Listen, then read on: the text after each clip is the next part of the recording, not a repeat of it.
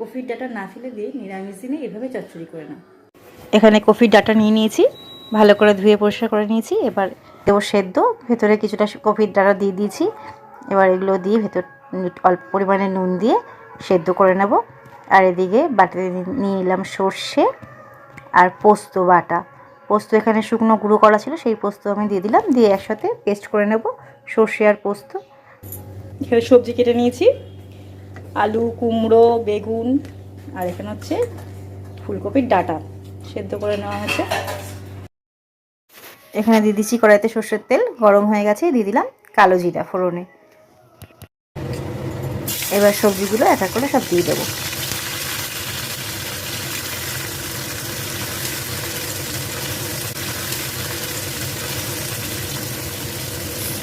এবার সব সবজিগুলো দিয়ে দিয়েছি। এবার একটু নেড়ে চেড়ে পরিমাণ মতন নুন দিয়ে দেবো।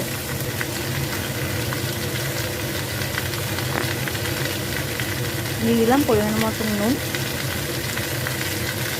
এবার দিয়ে দিলাম গুঁড়ো হলুদ, পরিমাণ মতন হলুদও দিয়ে দিলাম, দিয়ে ভালো করে মিশিয়ে নেব সবজির সাথে।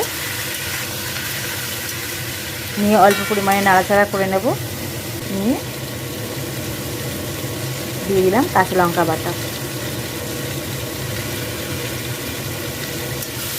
এবার হালকা নেড়ে চেড়ে সবজিগুলো দিয়ে দেবো সেদ্ধ করে রাখা ডাঁটাগুলো, কফির ডাঁটাগুলো। তো ডাঁটাগুলো হালকা সেদ্ধ করেছি, খুব বেশি সেদ্ধ করে নিইনি। সেদ্ধ করে রাখা ডাঁটাগুলো দিয়ে দিলাম, দিয়ে ভালো করে মিশিয়ে নেব। দিয়ে দিলাম মিষ্টি, আমি এখানে গুড় দিই যেহেতু, এখানে আমি গুড়ই দিলাম। ভালো করে আবার মিশিয়ে নেব সবজির সাথে। সবজিগুলো সব ভালোভাবে মজে যাওয়ার জন্য দিয়ে দেবো ঢাকা। একটু ঢাকা থাকলে পরে সবজি থেকে একটু জল বেরিয়ে আসবে, তাহলে সবজিগুলো সব ভালোভাবে সেদ্ধও হয়ে যাবে। আর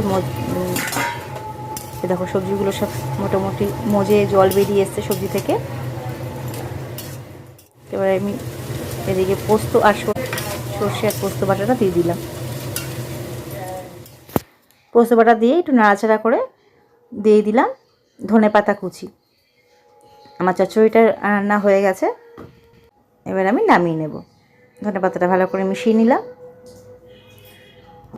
হয়ে গেছে সর্ষে পোস্ত দিয়ে ফুলকপির ডাঁটা চচ্চড়ি। রেসিপিটা তোমাদের কেমন লাগলো আমাকে কমেন্ট করে অবশ্যই জানাও।